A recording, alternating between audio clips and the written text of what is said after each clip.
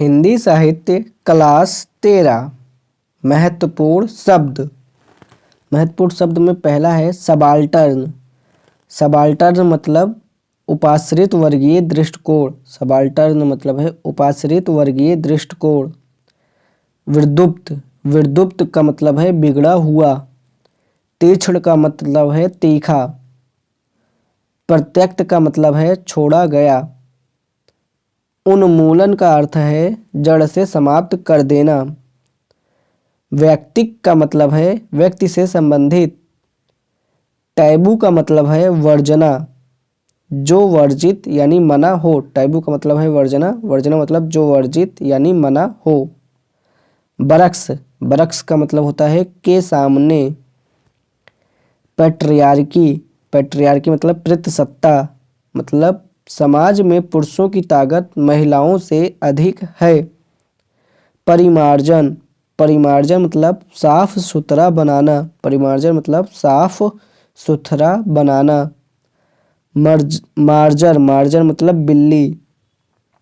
आंचलिक। आंचलिक मतलब किसी स्थान विशेष से संबंधित।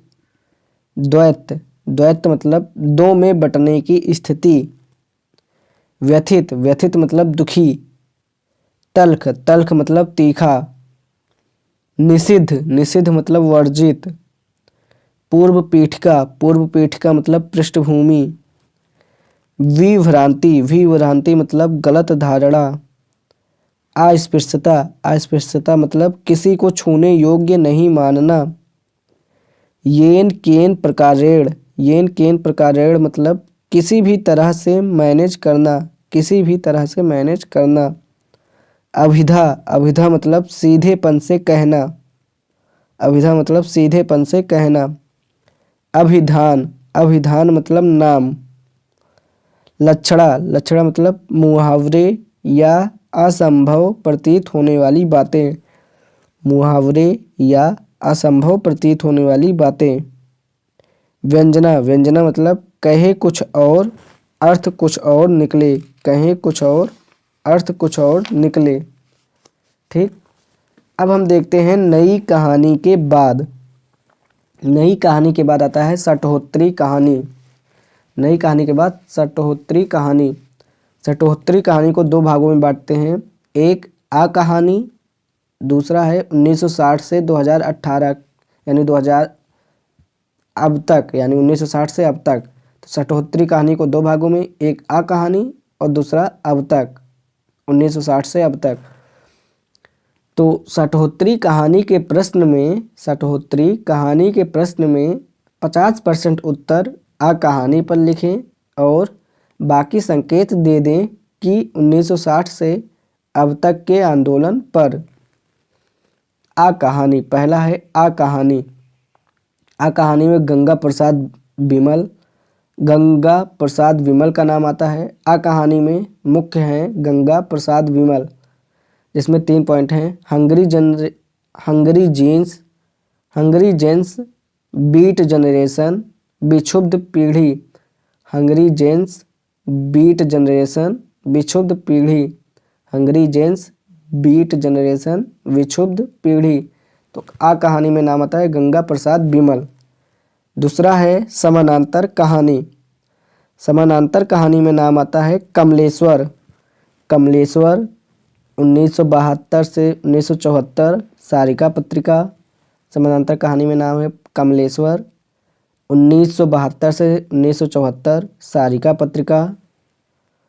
और इसमें शाहिद अमीन एक शब्द लेके आते हैं समानांतर कहानी में, सबाल्टर्न। शाहिद अमीन एक शब्द लाते हैं सबाल्टर्न। और तीसरा पॉइंट है साधारण मानव सिर्फ मजदूरी ही नहीं, सभी वंचित वर्ग, महिला, रंग भेद इत्यादि। साधारण मानव, समानांतर कहानी में साधारण मानव की बात आती है, जिसमें सिर्फ मजदूर ही नहीं, सभी वंचित वर्ग, महिला, रंग भेद इत्यादि आते हैं। ठीक। तो ये हो गया समानांतर कहानी। तीसरा है जनवादी कहानी। जनवादी कहानी में दो लोगों का नाम प्रमुख है, एक रमेश उपाध्याय, दूसरा संजीव। रमेश उपाध्याय, संजीव। जनवादी जो कहानी है वो प्रगतिवादी है, यानी प्रगतिवादियों की तरह है, जैसे मार्क्सिस्ट, यानी प्रगतिवादियों की तरह है, मार्क्सिस्ट की तरह है, यानी मार्क्सवादियों की तरह। तो जनवादी कहानी में 2 लोगों का नाम, रमेश उपाध्याय, संजीव। जनवादी कहानी प्रगतिवादी की तरह है, यानी मार्क्सिस्ट की तरह है। इसमें 2 पॉइंट है, जनवादी लेखक संघ यानी जलेस, जनवादी लेखक संघ यानी जलेस। और दूसरा पॉइंट है मध्य वर्ग, मध्य वर्ग। चौथा है सहज कहानी, चौथा है सहज कहानी। सहज कहानी में आ जाता है अमृत राय, अमृत राय का कथारस, अमृत राय कथारस। सहज कहानी में आ जाता है अमृत राय का कथारस। 5वां है सचेतन कहानी, सचेतन कहानी में है महीप सिंह, महीप सिंह। सचेतन कहानी में है महीप सिंह, महीप सिंह। महीप सिंह में, महीप सिंह का है चेतना का उत्कर्ष और थोड़ा थोड़ा आदर्शवाद की ओर। सचेतन कहानी में मुख्य है महीप सिंह। इसमें क्या होता है, इसमें चेतना का उत्कर्ष होता है और थोड़ा थोड़ा आदर्शवाद की ओर। ठीक, उसके बाद आता है सक्रिय कहानी। ठीक, सक्रिय कहानी में क्या है, राकेश वंश, राकेश वर्ष, राकेश वर्ष इसमें प्रमुख है। सक्रिय कहानी में राकेश वत्स प्रमुख है और समस्याओं को सुलझाना भी है। राकेश वर्ष, राकेश वर्ष सक्रिय कहानी में प्रमुख है और इसमें कहते हैं कि समस्याओं को जानो ही नहीं जब बल्कि सुलझाना भी है। और कार्ल मार्क्स के पैरिक्सिस की तरह, कार्ल मार्क्स के पैरिक्सिस की तरह कि समाज को सिर्फ समझो नहीं बल्कि उसको बदलो भी, तो ये सक्रिय कहानी में दिखता है। तो 1980 के बाद की सभी कहानियाँ प्रायः समकालीन कहानियाँ हैं। 1960 या 80 के दशक के दौरान हिंदी कहानी के इतिहास में जनवादी कहानी, सहज, सचेतन, कहानी जैसे आंदोलन हुए। इन आंदोलनों के बाद की कहानी समकालीन कहानी है। अब देखते हैं समकालीन कहानी 1980 के बाद। तो इसमें पहला आता है युवा कहानी, युवा कहानी जिसमें प्रभात रंजन का नाम आता है, प्रभात रंजन जो कि जानकीपुल.com के हैं। तो प्रभात रंजन युवा कहानी में है, प्रभात रंजन। दूसरा है सोशल मीडिया कहानी, सोशल मीडिया कहानी में है मनीषा कुलश्रेष्ठ, सोशल मीडिया कहानी में है मनीषा कुलश्रेष्ठ। तो युवा कहानी में 2 लोगों का नाम आता है, पहला है प्रभात रंजन जो कि जानकीपुल.com के मतलब ओनर है, और दूसरा है सोशल मीडिया कहानी जिसमें नाम आता है मनीषा कुलश्रेष्ठ का। अब दूसरा कहानी है दलित कहानी, दलित कहानी में नाम आता है अजय नावरिया, अजय नावरिया और ओम प्रकाश वाल्मीकि, अजय नावरिया और ओम प्रकाश वाल्मीकि ये दलित कहानी में आते हैं। तीसरा है स्त्री कहानी, तीसरा है स्त्री कहानी। तो स्त्री कहानी में कृष्णा सोबती, उषा प्रियवंदा, मन्नू भंडारी, नीलाक्षी सिंह। कृष्णा सोबती, उषा प्रियवंदा, मन्नू भंडारी, नीलाक्षी सिंह। कृष्णा सोबती, उषा प्रियवंदा, मन्नू भंडारी, नीलाक्षी सिंह का नाम आता है। स्त्री कहानी में कृष्णा सोबती का है मित्रों मरजानी बादलों के घेरे, मित्रों मरजानी बादलों के घेरे। तो स्त्री कहानी में 4 नाम आता है, कृष्णा सोबती, उषा प्रियवंदा, मन्नू भंडारी, नीलाक्षी सिंह। चौथा है वैश्वीकरण, निजीकरण, उपभोक्तावादी संस्कृति पर कहानी, वैश्वीकरण, निजीकरण, उपभोक्तावादी संस्कृति पर कहानी। और 5वां है सांप्रदायिकता पर कहानी, 5वां है सांप्रदायिकता पर कहानी। अब हम एक क्वेश्चन देखते हैं, जीवन यथार्थ के अंकन के परिप्रेक्ष्य में, जीवन यथार्थ के अंकन के परिप्रेक्ष्य में प्रेमचंद की कहानी कला की समीक्षा कीजिए, जो कि 2003 में पूछा गया है। जीवन यथार्थ के अंकन के परिप्रेक्ष्य में प्रेमचंद की कहानी कला की समीक्षा कीजिए। तो इसमें पहला पॉइंट है, प्रेमचंद भारतीय समाज के यथार्थ को व्यापक रूप में समझते हैं, प्रेमचंद भारतीय समाज के यथार्थ को व्यापक रूप में समझते हैं, यानी किसान, स्त्री, दलित, मजदूर आदि। दूसरा पॉइंट है, समाज के सभी वर्ग शामिल हैं। तीसरा पॉइंट है, मनोवैज्ञानिक स्तर पर भीतर के यथार्थ को भी पकड़ा है। मनोवैज्ञानिक स्तर पर भीतर के यथार्थ को भी पकड़ा है। और चौथा पॉइंट है, भाषा समाज का प्रतिनिधित्व करती है। भाषा समाज का प्रतिनिधित्व करती है। और पांचवा पॉइंट है, चरित्र भी समाज के वास्तविक व्यक्तियों का प्रतिनिधित्व करती है। चरित्र भी समाज के वास्तविक व्यक्तियों का प्रतिनिधित्व करती है। अब क्वेश्चन 7वां है, इस बात पर सम्यक रूप से विचार कीजिए कि नई कहानी की यात्रा अनुभव से स्वयं गुजरने की यात्रा है। क्वेश्चन 7वां है, इस बात पर सम्यक रूप से विचार कीजिए कि नई कहानी की यात्रा अनुभव से स्वयं गुजरने की यात्रा है। तो इसके भूमिका में लिखेंगे, भूमिका में, चूँकि मैं स्वयं एक शहरी मध्यवर्ग से हूँ, चूँकि मैं स्वयं एक शहरी मध्यवर्ग से हूँ और उम्र के उस दौड़ में हूँ जिस दौड़ में अधिकांश नायक नायिकाएं इस पुस्तक के इसलिए स्वाभाविक हैं कि ये कहानी मेरे तथा मेरे जैसे अन्य व्यक्तियों के जीवन से भी जुड़ती हैं। चूँकि मैं स्वयं एक शहरी मध्य वर्ग से हूँ और उम्र के उस दौड़ में हूँ जिस दौड़ में अधिकांश नायक नायिकाएं इस पुस्तक के इसलिए स्वाभाविक हैं कि ये कहानी मेरे तथा मेरे जैसे अन्य व्यक्तियों के जीवन से भी जुड़ती है। तो इसी के साथ क्लास 13 यहीं पे समाप्त होता है। हिंदी साहित्य क्लास 14 हिंदी उपन्यास। हिंदी उपन्यास, तो उपन्यास दो शब्दों से मिलकर बना है, उप प्लस न्यास, जहाँ उप का मतलब होता है निकट और न्यास का मतलब होता है ट्रस्ट या थाती या अमानत। ट्रस्ट, थाती, अमानत। तो उपन्यास ऐसी रचना जो सामाजिक यथार्थ के निकट हो, ऐसी रचना जो सामाजिक यथार्थ के निकट हो। जिसमें पहला है जैसे विधा, तो ये विद्या या विधा दो शब्द होते हैं। तो विद्या या विधा, तो ये नैसर्गिक है। नैसर्गिक में जो विधा है वो नैसर्गिक होता है। तो नैसर्गिक में नाटक आता है, कहानी आता है, गीत आता है। नैसर्गिक विधा दो है ना, एक नैसर्गिक एक ऐतिहासिक। तो नैसर्गिक विधा में नाटक आता है, कहानी आता है, गीत आता है, और ऐतिहासिक विधा में उपन्यास आता है। तो उपन्यास एक ऐतिहासिक विधा है। 1739 में पामेला, 1739 में पामेला दुनिया का पहला उपन्यास है। 1739 में पामेला दुनिया का पहला उपन्यास है। अब देखते हैं उपन्यास और आख्यायिका में अंतर। तो उपन्यास और आख्यायिका में अंतर अगर हम देखें तो उपन्यास जो है वो यथार्थवाद है, उपन्यास यथार्थवाद है, जबकि आख्यायिका जो है वो पारंपरिक आदर्शवाद है, पारंपरिक आदर्शवाद है, और उपन्यास यथार्थवाद है। तो हम फिर से देखते हैं हिंदी साहित्य जो है, हिंदी साहित्य में आता है आदिकाल। आदिकाल जो है वो 1000 से 1350 ईस्वी आता है, जिसमें पद्य जो है वो 98% है और गद्य 2% हैं। जब भक्ति काल की बात करें तो वो भक्ति काल है 1350 से 1650 ईस्वी, जिसमें पद्य जो है वो 95% है और गद्य जो है वो 5% है।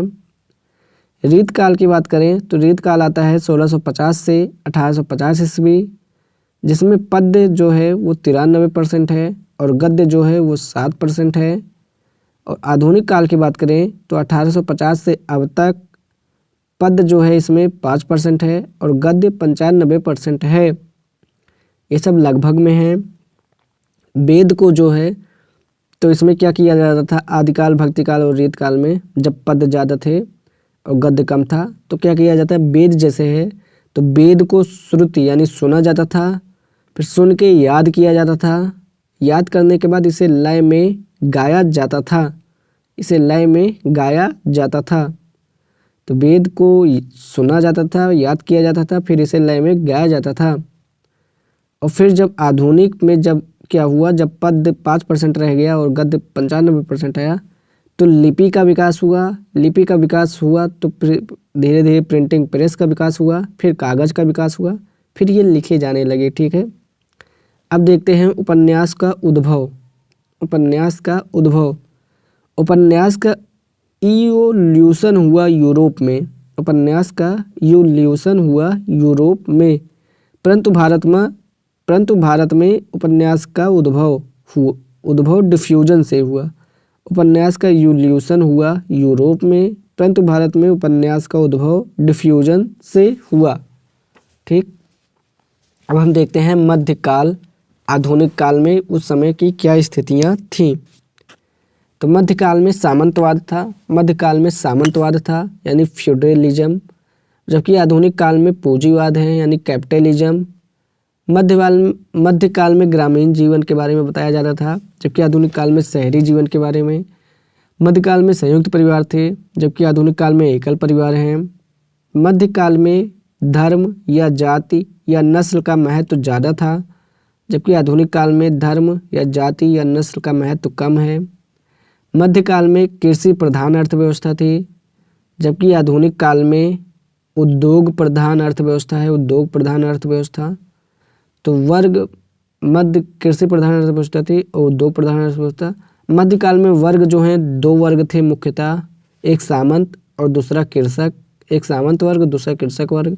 जबकि आधुनिक काल में अगर वर्ग की बात करें तो 3 वर्ग हैं, एक पूंजीपति या बुर्जुआ वर्ग, दूसरा मध्यम वर्ग, तीसरा मजदूर या सर्वहारा। तो मध्यम वर्ग जो है वो अकेलापन या बोरियत से जूझ रहा था, मतलब अकेलापन या बोरियत से जूझ रहा था, जिससे उपन्यास का उद्भव हुआ। और शुरुआती जो उपन्यास थे वो जासूसी या रोमांचक किस्म के थे। शुरुआती उपन्यास जासूसी या रोमांचक किस्म के थे। धीरे धीरे उसमें यथार्थवाद का आगमन हुआ। भारत में उपन्यासों में यथार्थवाद का आगमन प्रेमचंद के आगमन से हुआ था। भारत में उपन्यासों में यथार्थवाद का आगमन प्रेमचंद के आगमन से हुआ था। पश्चिम में उपन्यासों में यथार्थवाद आने में लगभग 200 साल लग गए। पश्चिम में उपन्यासों में यथार्थवाद आने में लगभग 200 साल लग गए, जबकि हिंदी साहित्य में ये सफ़र लगभग 30 साल में पूरा हो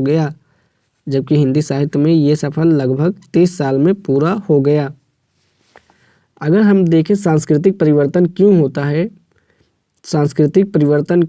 है, तो उसमें पहला आता है यूल्यूशन मतलब होता है विकास, और डिफ्यूजन मतलब होता है प्रसार। तो हमने कहा था कि उपन्यास का यूल्यूशन हुआ यानी विकास हुआ यूरोप में, परंतु भारत में उपन्यास का उद्भव डिफ्यूजन से हुआ। डिफ्यूजन मतलब प्रसार से हुआ। तो उपन्यास का विकास हुआ यूरोप में, परंतु भारत में उपन्यास का उद्भव प्रसार से हुआ। ठीक, अब देखते हैं उपन्यास में यथार्थवाद। तो पहले क्या था, पहले था आदर्शमुख यथार्थवाद से चरम यथार्थवाद की ओर।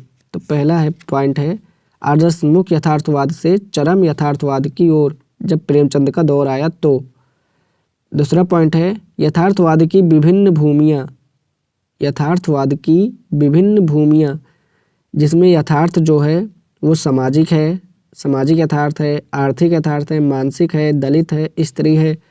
यथार्थ किसका, तो सामाजिक का, या आर्थिक का, मानसिक का, दलित का, स्त्री का। आर्थिक में आ जाते हैं प्रगतिवादी और मानसिक में आ जाते हैं मनोवैज्ञानिक। आर्थिक में प्रगतिवादी, मानसिक में मनोवैज्ञानिक। अब देखते हैं उपन्यास महाकाव्य। तो उपन्यास महाकाव्य है कि नहीं। आधुनिक काल में महाकाव्य की परिभाषा है कि जिसका आकार बृहद हो, जिसमें पहला है आधुनिक काल में महाकाव्य की परिभाषा है। पहला पॉइंट है जिसका आकार बृहद हो। दूसरा पॉइंट है जिसमें चरित्र या घटनाएं ज़्यादा हों। तीसरा पॉइंट है जीवन का संपूर्ण चित्रण हो, जिसमें कुछ उपन्यास आ जाते हैं। और चौथा पॉइंट है वो गद्य में हो। 5वां पॉइंट है चेतना में उत्कर्ष हो, चेतना में उत्कर्ष हो। तो आधुनिक काल में महाकाव्य के का मतलब है जिसका आकार बृहद हो, चरित्र या घटनाएं ज़्यादा हों, जीवन का संपूर्ण चित्रण हो, गद्य हो, चेतना में उत्कर्ष हो। ठीक, तो अगर कुछ महाकाव्य की बात करें तो रामचरितमानस तुलसीदास का जो है वो महाकाव्य है।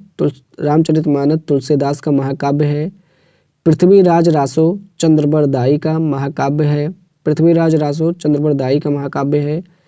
1936 में कामायनी जो है जयशंकर प्रसाद का, वो भी महाकाव्य बोला जाता है। 1936 में जो कामायनी लिखा गया जयशंकर प्रसाद का, वो भी महाकाव्य है। और रामचंद्रिका जो है केशवदास का, वो भी महाकाव्य है, वो भी महाकाव्य है। तो आधुनिक काल में अभी हमने जो बात किया था तो वो उपन्यास का है। उपन्यास क्या है आधुनिक काल में? जिसका आकार बृहद हो, जिसमें चरित्र या घटनाएं ज़्यादा हों, जीवन का संपूर्ण चित्रण जिसमें हो, और जो गद्य में हो, और जिसमें चेतना में उत्कर्ष हो, जिसे पढ़ने के बाद चेतना में उत्कर्ष हो, तो वो क्या है? तो वो उपन्यास है। ठीक है, तो आधुनिक काल का गद्य महाकाव्य, आधुनिक काल का गद्य महाकाव्य, तो आधुनिक काल का जो गद्य महाकाव्य है वो दो तरीके से है, एक जटिल है, एक सरल है। लेकिन उससे पहले हम देखते हैं महाकाव्य की विशेषताएं। हमने उपन्यास की विशेषताएं देख लिया। उपन्यास की विशेषताओं में है जिसका आकार बृहद हो, जिसमें चरित्र या घटनाएं ज़्यादा हों, जिसमें जीवन का संपूर्ण चित्रण हो, जो चौथा है जो गद्य में हो, और पांचवा है जो चेतना में, जिसे पढ़ने के बाद चेतना में उत्कर्ष हो। और महाकाव्य की विशेषताओं में पहला है जीवन का संपूर्ण चित्रण हो, जीवन का संपूर्ण चित्रण हो। दूसरा है चेतना में उत्कर्ष हो। तीसरा है बृहद आकार का हो। चौथा है चरित्र या घटनाएं बहुत ज़्यादा हों। और पांचवा है कविता में हो या छंद में हो। ठीक, अब हम देखते हैं आधुनिक काल का गद्य महाकाव्य। तो आधुनिक काल का गद्य महाकाव्य जो है वो दो तरीके से है, एक जटिल और दूसरा सरल। जटिल में क्या होता है, इसमें शहर के बारे में बताया जाता है। शहर के जाति या धर्म या नस्ल खारिज करते हैं, यानी ये स्वभाव में लचीलापन, ये स्वभाव और लचीलापन इनका खारिज करते हैं और स्वभाव और लचीलापन लाते हैं। तो जटिल जीवन में उच्चतर बिखराव के कारण उसे कविताओं में व्यस्त नहीं कर सकते। तो आधुनिक काल का गद्य महाकाव्य जो है जिसमें जो जटिल है, तो जटिल जीवन में उच्चतर बिखराव के कारण उसे कविताओं में व्यक्त नहीं कर सकते, उपयुक्त गद्य ही है। ठीक, और सरल क्या है? सरल मतलब संशय ना हो, जिसमें संशय ना हो, अस्पष्टता हो, कविता के रूप में ही लिखा जा सकता है। तो देखिए जो जटिल है ना, जो जटिल है यानी शहर जो है जाति या धर्म या नस्ल के बारे में जो है, मतलब जाति या धर्म या नस्ल को जो खारिज करते हैं, उनके स्वभाव या लचीलापन को जो बताते हैं, तो वो केवल गद्य में ही लिखे जा सकते हैं। और जो सरल हैं, सरल मतलब जिसमें संशय ना हो, अस्पष्टता हो, वो कविता के रूप में ही लिखा जा सकता है। ठीक, गोदान और झूठा सच एक महाकाव्यात्मक उपन्यास है। गोदान और झूठा सच एक महाकाव्यात्मक उपन्यास है। अब उपन्यास की परिभाषा की बात करें तो उपन्यास की परिभाषा क्या है? उपन्यास वह थाती है जो हमारे जीवन के निकट है। उपन्यास वह थाती है जो हमारे जीवन के निकट है, अर्थात ऐसी रचना जो हमारे समाज का समग्र चित्रण करती है। अर्थात ऐसी रचना जो हमारे समाज का समग्र चित्रण करती है और हमें अपने सामाजिक जीवन के नज़दीक ले जाती है, उसे उपन्यास कहते हैं। उपन्यास वह थाती है जो हमारे जीवन के निकट है, अर्थात ऐसी रचना जो हमारे समाज का समग्र चित्रण करती है और हमें अपने सामाजिक जीवन के नज़दीक ले जाती है, उसे उपन्यास कहते हैं। तो इसी के साथ लेक्चर 14 यहीं पे समाप्त होता है। साहित्य क्लास 15 महत्वपूर्ण शब्द। पहला शब्द है आत्मा लाभ। आत्मा लाभ का मतलब होता है खुद बोले खुद ही सुने। आत्मा लाभ का मतलब होता है खुद बोले खुद ही सुने। दूसरा होता है मोनोलॉग। मोनोलॉग मतलब एकालाप। तीसरा होता है डायलॉग, डायलॉग मतलब संवाद या वार्तालाप, संवाद या वार्तालाप, संवाद या वार्तालाप। सगल, सगल मतलब होता है शौक। थाती, थाती मतलब होता है अमानत। आस्वाद, आस्वाद का इंग्लिश होता है टेस्ट। आस्वादन, आस्वादन का इंग्लिश होता है टेस्टी, टेस्टी। आस्वाद्य या आस्वाद्य या आस्वाद का मतलब होता है टेस्टी। तादात्म्य, तादात्म्य मतलब होता है दो चीज़ों का एकीकृत हो जाना, यानी इंटीग्रेशन, तो चीज़ों का एकीकृत हो जाना वो तादात्म्य है। अब हम देखते हैं उपन्यास के तत्व। तो उपन्यास के 6 तत्व हैं।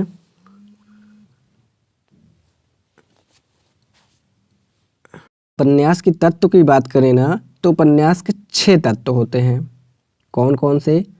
कथानक, कथा वस्तु, पहले उद्देश्य होगा, उद्देश्य, कथानक, कथा वस्तु, पात्र चरित्र, देश काल वातावरण, भाषा शैली, कथोपकथन या संवाद। ठीक, तो कथानक के इंग्लिश होता है प्लॉट, और कथानक कैसा होना चाहिए? कसी हुई होना चाहिए। ठीक, कथा वस्तु का अंग्रेजी होता है थीम, और कथा वस्तु कैसा होना चाहिए? भरोसेमंद होना चाहिए। ठीक, कथा वस्तु को 3 भागों में बांटते हैं, एक उत्पाद्य, दूसरा प्रख्यात, तीसरा मिश्र। उत्पाद्य, प्रख्यात, मिश्र। उत्पाद्य क्या मतलब है? पूरी कहानी नहीं नई हो, पूरी कहानी नई हो तो वो उत्पाद्य है। दूसरा है प्रख्यात, प्रख्यात का मतलब है किसी कहानी पे मिलती जुलती हो तो वो प्रख्यात है। और तीसरा है मिश्र, मिश्र का होता है ऐतिहासिक पर मिलावटी, ऐतिहासिक पर मिलावटी, तो वह मिश्र है। ठीक, उद्देश्य की बात करें तो उद्देश्य घुला हुआ होना चाहिए, सहभागी प्रेक्षक की तरीके से होना चाहिए। पात्र चरित्र की बात करें तो पात्र या चरित्र जो हैं वो पात्र या चरित्र, जैसे इसमें पात्र या चरित्र के बारे में या तो पात्र या चरित्र स्वयं बताएं खुद के बारे में, या तो एक दूसरे के बारे में बताएं, या तो लेखक इनके बारे में बताएं, या चौथा होता है कि परिस्थितियों से स्पष्ट हो, परिस्थितियों या कृत्यों से स्पष्ट हो। तो कथा जो होता है वो 2 प्रकार से है, एक आधिकारिक, एक प्रासंगिक या अवान्तर। आधिकारिक और दूसरा है प्रासंगिक या अवान्तर। आधिकारिक का मतलब है ये कथा केंद्र में हो, जो कथा केंद्र में होती है उसे आधिकारिक कथा कहते हैं। और प्रासंगिक या अवान्तर जो है वो आधिकारिक कथ्य को आगे बढ़ाने के लिए जरूरी सहायक क्रियाएं हैं। आधिकारिक कथ्य को आगे बढ़ाने के लिए आधिकारिक कथ्य को आगे बढ़ाने के लिए जरूरी सहायक क्रियाएं, तो उन्हें प्रासंगिक या अवान्तर कहते हैं। ये 2 प्रकार से होते हैं, पताका, परकरी। पताका और परकरी।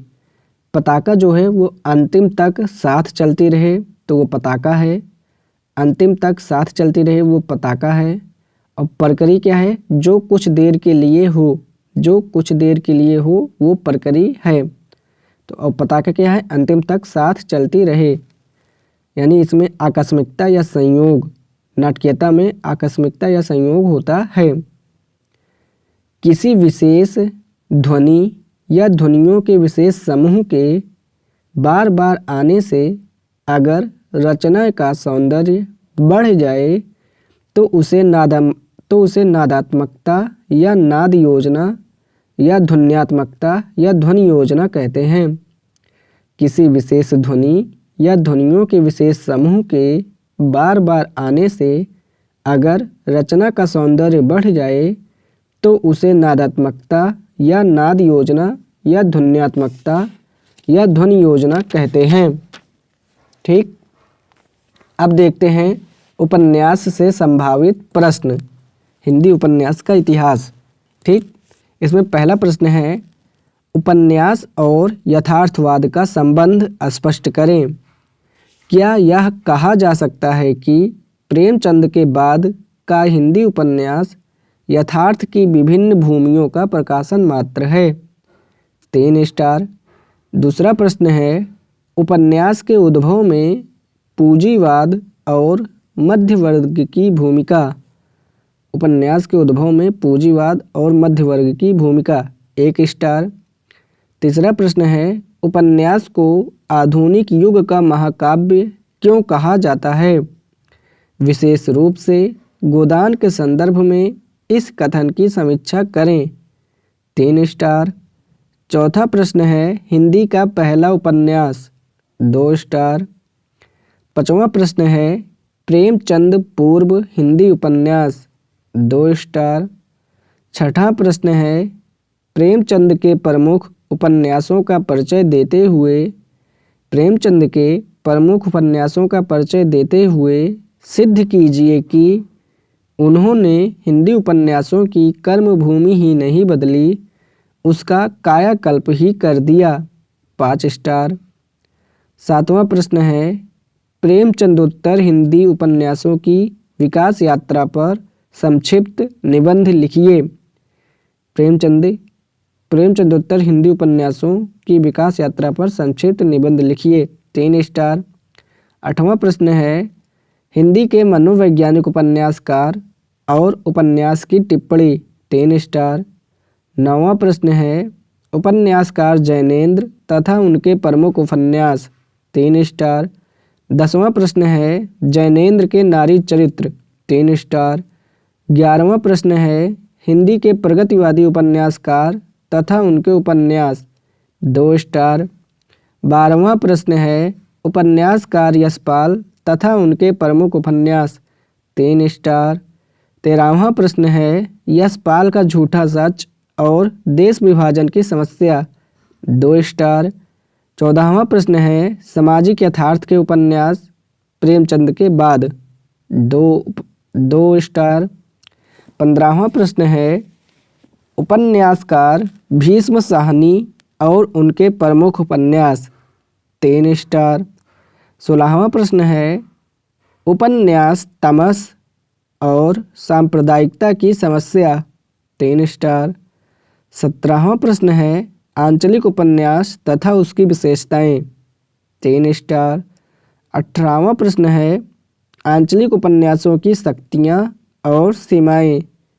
3 स्टार। मैला आंचल के साथ। 3 स्टार। 19वां प्रश्न है, हिंदी के प्रमुख आंचलिक उपन्यासकार तथा उपन्यास। 3 स्टार।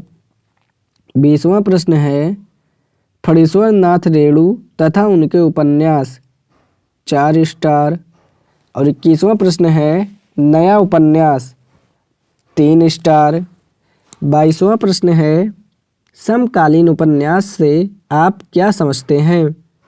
पिछले 2-3 दशकों में लिखे गए हिंदी उपन्यासों की गति और स्थिति पर विचार करें। 3 स्टार। और 23वां प्रश्न है, नए विमर्शों के आलोक में हिंदी उपन्यासों का विचार करें। 2.5 स्टार। हम देखते हैं, तमस मतलब होता है अंधेरा और रेणु मतलब होता है कण धूल। अब देखते हैं हिंदी उपन्यास का इतिहास। पहला उपन्यास जो है वो लाला श्रीनिवास दास का परीक्षा गुरु है, जो कि 1882 में लिखा गया। देखो, पहला उपन्यास जो है इसको लेकर 3 लोगों में विवाद था, जिसमें पंडित गौरी दत्त उनका है देवरानी जेठानी की कहानी। पंडित गौरी दत्त का है देवरानी जेठानी की कहानी। दूसरा है लाला श्रीनिवास दास, जिनका है परीक्षा गुरु 1882 में। लाला श्रीनिवास दास का परीक्षा गुरु 1882 में। और तीसरा है श्रद्धा राम फिल्लौरी, जिनका है भाग्यवती, जिसको इन्होंने 1887 में प्रकाशित हुआ, लेकिन इन्होंने कहा कि 1877 में ही हमने लिख दिया था, लेकिन प्रकाशित हुआ 1887 में। तो जो प्रकाशित हुआ उसी वर्ष को माना जाता है। इस वजह से श्रद्धा राम फिल्लौरी के भाग्यवती उपन्यास को पहला उपन्यास नहीं माना जाता है, जबकि लाला श्रीनिवास दास के परीक्षा गुरु, जो कि 1882 में प्रकाशित हुआ, को पहला उपन्यास माना जाता है। श्रद्धा राम फिल्लौरी का भाग्यवती को नहीं माना जाता है। श्रद्धा राम फिल्लौरी ने ओम जय जगदीश आरती के लेखक हैं। श्रद्धा राम फिल्लौरी। पंडित गौरी दत्त जो हैं उन्होंने लिखा देवरानी जेठानी की कहानी। ठीक। अब हम देखते हैं प्रेमचंद पूर्व युग 1882 से 1916। प्रेमचंद पूर्व युग 1882 से 1916। इसमें पहला है उपदेशात्मक या सुधारवादी किस्म के उपन्यास। उपदेशात्मक या सुधारवादी। तो प्रेमचंद पूर्व युग में 3 प्रकार के उपन्यास हमें देखने को मिलते हैं, जिसमें पहला है उपदेशात्मक या सुधारवादी किस्म के उपन्यास। दूसरा है मनोरंजन परक या प्रधान उपन्यास। तीसरा है ऐतिहासिक उपन्यास। ठीक है, तो पहला है उपदेशात्मक या सुधारवादी किस्म के उपन्यास, दूसरा है मनोरंजन परक या प्रधान उपन्यास, और तीसरा है ऐतिहासिक उपन्यास। तो उपदेशात्मक या सुधारवादी किस्म के उपन्यास में पहला पॉइंट है उपदेश ज़्यादा यथार्थ कम है। उपदेश ज़्यादा यथार्थ कम। दूसरा पॉइंट है धर्म सुधार और नवजागरण आंदोलन से प्रेरणा मिली। धर्म सुधार और नवजागरण आंदोलन से प्रेरणा मिली। और तीसरा पॉइंट है चरित्र या तो एकदम अच्छा या एकदम खराब थे। तो मतलब उपदेशात्मक या सुधारवादी किस्म के उपन्यास में 3 पॉइंट है। पहला है उपदेश ज़्यादा यथार्थ कम। दूसरा है धर्म सुधार और नवजागरण आंदोलन से प्रेरणा मिली। तीसरा है चरित्र या तो एकदम अच्छा या एकदम खराब। फिर दूसरा आता है मनोरंजन परक या प्रधान उपन्यास। तो मनोरंजन परक या प्रधान उपन्यास में 2 तरीके के उपन्यास आते हैं। एक आता है तिलस्मी एआरी उपन्यास। तिलस्मी एआरी उपन्यास। और दूसरा है जासूसी उपन्यास। तिलस्मी एआरी उपन्यास का मतलब है इसमें जादुई किस्म के अप्राकृतिक शक्तियाँ, जादुई किस्म की अप्राकृतिक शक्तियाँ जिसमें दिखाई जाती थी उसे तिलस्मी एआरी उपन्यास कहते हैं। और दूसरा है जासूसी उपन्यास। जासूसी उपन्यास का मतलब है जादुई तो नहीं पर रहस्य एवं रोमांच से भरा। जादुई तो नहीं पर रहस्य एवं रोमांच से भरा। तो मनोरंजन परक या प्रधान उपन्यास में 2 उपन्यास तिलस्मी एआरी उपन्यास जो कि जादुई किस्म के अप्राकृतिक शक्तियाँ यानी अविश्वसनीय थे, और दूसरा है जासूसी उपन्यास जो कि जादुई तो नहीं पर रहस्य एवं रोमांच से भरा था। फिर तीसरा आता है ऐतिहासिक उपन्यास। ऐतिहासिक उपन्यास में पहला आता है नवजागरण की चेतना से युक्त उपन्यास। नवजागरण की चेतना से युक्त उपन्यास। और दूसरा है रोमांच या मनोरंजन। पहला है नवजागरण की चेतना से युक्त उपन्यास और दूसरा है रोमांच या मनोरंजन। तो इस तरीके से क्लास नंबर 15 यहीं पे समाप्त होता है। हिंदी साहित्य क्लास 16, इसमें हम देखते हैं प्रेमचंद युग। तो प्रेमचंद युग है 1916 से 1936 तक। 1916 से 1936 तक, जिसमें पहला मैं देखता हूँ एक एक पॉइंट। पहला है प्रेमचंद व अन्य। प्रेमचंद व अन्य। तो प्रेमचंद व अन्य में तो जैसे आ जाते हैं विशंभर नाथ शर्मा कौशिक। विशंभर नाथ शर्मा कौशिक। विशंभर नाथ शर्मा कौशिक जिन्होंने लिखा है माँ और भिखारिणी। माँ और भिखारिणी। तो प्रेमचंद युग में पहला हो जाता है प्रेमचंद व अन्य, जिसमें आ जाते हैं विशंभर नाथ शर्मा कौशिक जिन्होंने लिखा है माँ भिखारिणी। ठीक है, उसके बाद आ जाते हैं शिवपूजन सहाय जो प्रेमचंद की परंपरा में आते हैं। शिवपूजन सहाय जिन्होंने लिखा है देहाती दुनिया। शिवपूजन सहाय जिन्होंने लिखा है देहाती दुनिया। उसके बाद आ जाते हैं सिया राम शरण गुप्त। सिया राम शरण गुप्त जिन्होंने लिखा है गोद अंतिम आकांक्षा। गोद अंतिम आकांक्षा। तो प्रेमचंद युग में पहला है प्रेमचंद व अन्य, जिसमें पहला नाम आता है विशंभर नाथ शर्मा कौशिक जिन्होंने लिखा है माँ, उसके बाद भिखारिणी। ठीक, उसके बाद आता है शिवपूजन सहाय का नाम जिन्होंने लिखा है देहाती दुनिया। उसके बाद आता है सिया राम शरण गुप्त का नाम, सिया राम शरण गुप्त जिन्होंने लिखा है गोद अंतिम आकांक्षा। ठीक, अब देखते हैं दूसरा है अन्य परंपरा। अन्य परंपरा में पहला नाम है जयशंकर प्रसाद का। पहला नाम है जयशंकर प्रसाद जिन्होंने लिखा है कंकाल तितली इरावती। उसके बाद दूसरा नाम है सूर्यकांत त्रिपाठी निराला। दूसरा नाम किसका है? सूर्यकांत त्रिपाठी निराला, जिन्होंने लिखा है अलका, अप्सरा, प्रभावती। अलका, अप्सरा, प्रभावती। उसके बाद तीसरे आते हैं बिल्लेसुर बकरिया को भी एक प्रयोगधर्मी उपन्यास माना जा सकता है। बिल्लेसुर बकरिया को भी एक प्रयोगधर्मी उपन्यास माना जा सकता है। दूसरा है अन्य परंपरा। अन्य परंपरा में पहला नाम है जयशंकर प्रसाद का, जिन्होंने लिखा है कंकाल, तितली, इरावती। दूसरा नाम है सूर्यकांत त्रिपाठी निराला का, जिन्होंने लिखा है अलका, अप्सरा, प्रभावती। ठीक। उसके बाद आता है बिल्लेसुर बकरिया को भी एक प्रयोगधर्मी उपन्यास माना जा सकता है। उसके बाद आ जाता है प्रेमचंद। प्रेमचंद हैं 1916 से 1936 तक। प्रेमचंद के उपन्यास को देखें तो पहला उपन्यास है गोदान। गोदान में है होरी और धनिया, होरी या धनिया, होरी और धनिया है। फिर दूसरा उपन्यास है सेवा सदन। सेवा सदन में वेश्या सुमन की घटना है। तीसरा है निर्मला।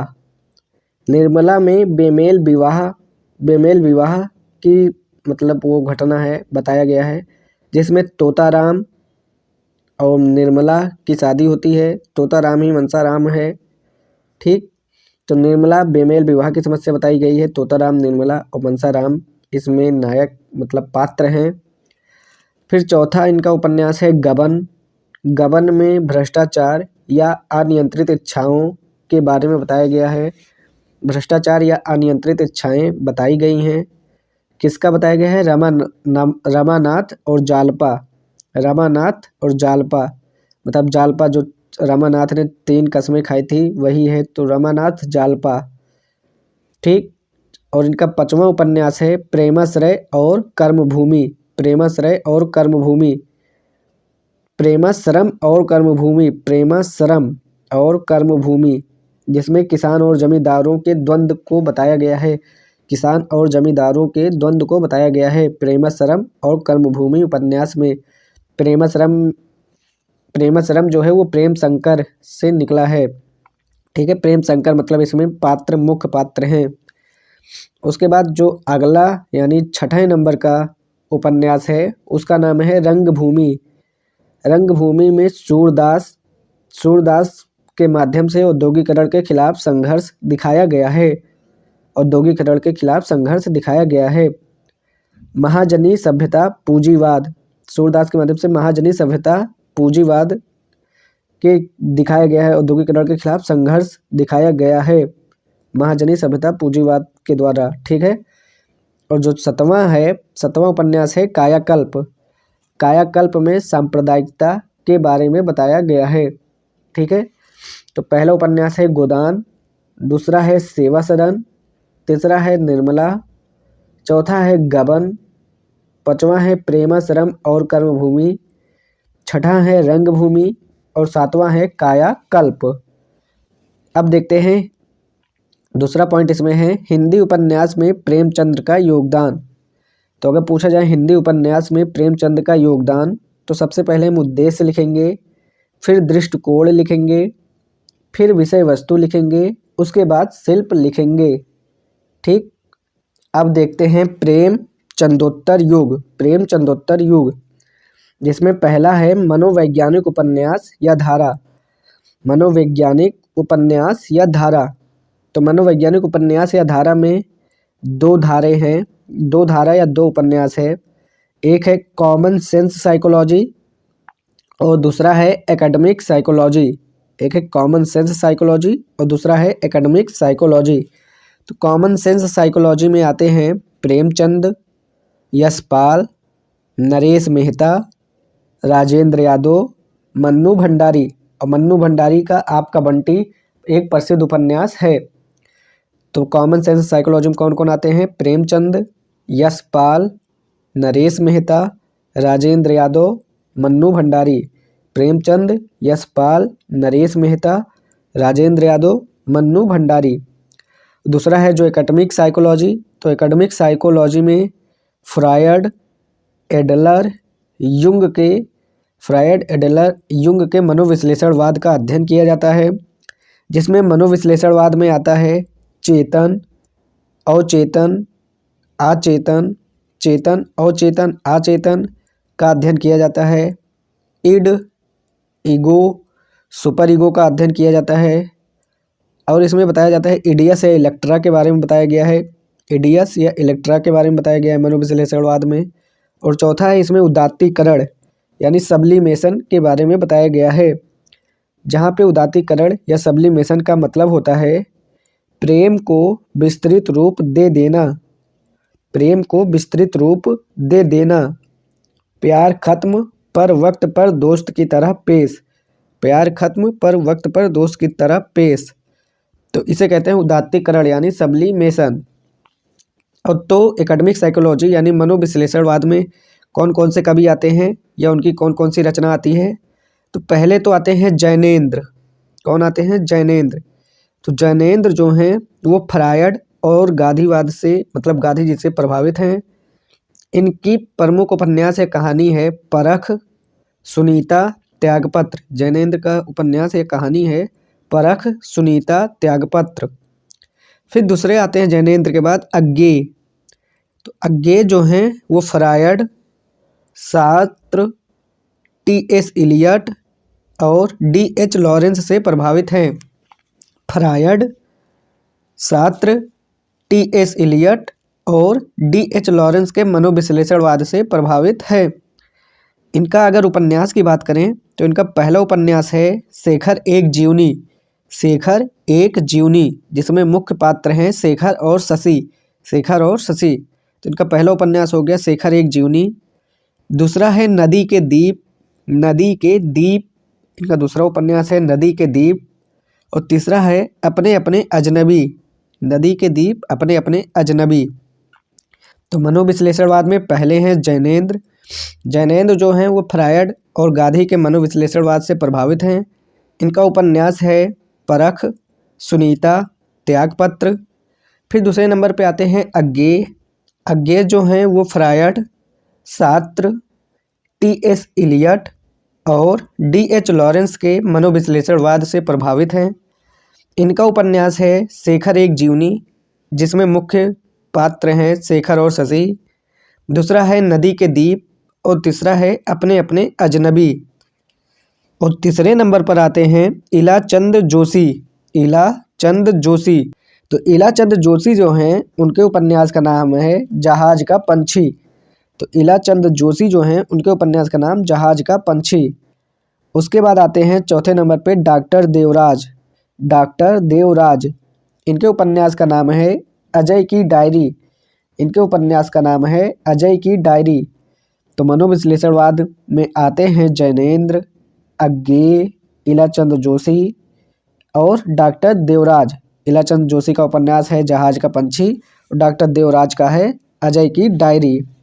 ठीक, उसके बाद हमने देख ही लिया था इडियस ग्रंथि किसे कहते हैं। इडियस ग्रंथि है बेटे को माँ से प्यार, वो है इडियस ग्रंथि। और इलेक्ट्रा ग्रंथि क्या है? बेटी को बाप से प्यार। ठीक, अब हम इसमें है विषय वस्तु शिल्प। विषय वस्तु शिल्प, अगर पूछे विषय वस्तु या शिल्प बताओ तो उसमें अंतर जगत के बारे में लिखना है। विषय वस्तु शिल्प की बात करें मतलब प्रेमचंदोत्तर युग में विषय वस्तु शिल्प की बात करें तो अंतर जगत, चरित्र घटनाएं कम है, अंतर जगत का है चरित्र घटनाएं कम है, चरित्र घटनाएं कम है, विश्लेषण या चिंतन मनन ज़्यादा है, विश्लेषण या चिंतन मनन ज़्यादा है।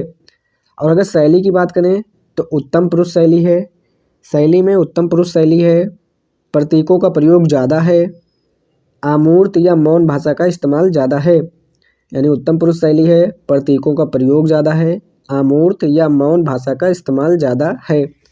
ठीक, अब हम देखते हैं दूसरे नंबर पे। पहला हमने देखा मनोवैज्ञानिक उपन्यास या धारा, और अब देखते हैं दूसरे नंबर पे प्रगतिवादी या मार्क्सवादी या समाजवादी उपन्यास या धारा यानी आइडियलिज्म। प्रगतिवादी या मार्क्सवादी या समाजवादी उपन्यास या धारा यानी आइडियलिज्म। तो इसमें दृष्टिकोण की बात करें तो इसमें 3 दृष्टिकोण हमें दिखाई देते हैं। पहला है द्वंद्वात्मक भौतिकवाद, द्वंद्वात्मक भौतिकवाद। दूसरा है ऐतिहासिक भौतिकवाद, दूसरा है ऐतिहासिक भौतिकवाद। तीसरा है समाजवादी यथार्थवाद, तीसरा है समाजवादी यथार्थवाद। तो भौतिकवाद क्या है, यानी मैटेरियलिज्म क्या है, मैटेरियलिज्म। भौतिकवाद, मैटेरियलिज्म क्या है, भौतिकवाद। मतलब भौतिकवाद कहता है, इसमें 3 पॉइंट है। भौतिकवाद कहता है कि यह लोक ही सत्य है, यह लोक ही सत्य है। भौतिकवाद कहता है कि यह लोक ही सत्य है और भौतिक तत्व ही मूल सत्य है। दूसरा पॉइंट है भौतिक तत्व ही मूल सत्य है, यानी जो दिखता है वही मूल सत्य है। और तीसरा है इसी से चेतना बनी है, यानी भौतिक तत्व से ही चेतना बनी है। और चौथा पॉइंट है, इसके एग्जाम्पल हो जाते हैं चारवाक। चारवाक ऐसे बोलते हैं। तो भौतिकवाद में 4 पॉइंट है। पहला है यह लोक ही सत्य है, भौतिक तत्व ही मूल सत्य है, भौतिक तत्व से ही चेतना बनी है, और इसके मतलब मानने वाले हैं चारवाक। ठीक है। और एक आता है अध्यात्मवाद। अध्यात्मवाद यानी स्पिरिचुअलिज्म, स्पिरिचुअलिज्म यानी अध्यात्मवाद। ये क्या कहता है, ये कहता है कि चेतना से भौतिक वस्तु बनी है, चेतना से भौतिक वस्तु बनी है। ये बोलते हैं अध्यात्मवाद कि चेतना से भौतिक वस्तु बनी है, जिसको मानने वाले हैं हीगेल और शंकराचार्य। तो हीगेल और शंकराचार्य वो अध्यात्मवाद को मानते हैं, जिसके अनुसार चेतना से भौतिक वस्तु बनी है, जबकि चारवाक भौतिकवाद को मानते हैं, जिसके अनुसार भौतिकवाद से भौतिक तत्व से चेतना बनी है। ठीक। अब हम देखते हैं ऐतिहासिक भौतिकवाद। ऐतिहासिक भौतिकवाद, इसमें पहला पॉइंट है भौतिक परिस्थितियों से ही विचारधारा बनती है। सबसे पहले तो हम देख लेते हैं ऐतिहासिक भौतिकवाद को मानने वाले हैं फ्रेडरिक एजेंट्स और कार्ल मार्क्स। फ्रेडरिक एजेंट्स, पहली बात तो ऐतिहासिक भौतिकवाद दिया किसने, तो फ्रेडरिक एजेंट्स ने दिया, और इन्हीं को आगे बढ़ाया कार्ल मार्क्स ने। तो फ्रेडरिक एजेंट्स, फ्रेडरिक एजेंट्स, और इन्हीं को आगे बढ़ाया कार्ल मार्क्स ने। तो ऐतिहासिक भौतिकवाद कहता है कि भौतिक परिस्थितियों से ही विचारधारा बनती है, भौतिक परिस्थितियों से ही विचारधारा बनती है।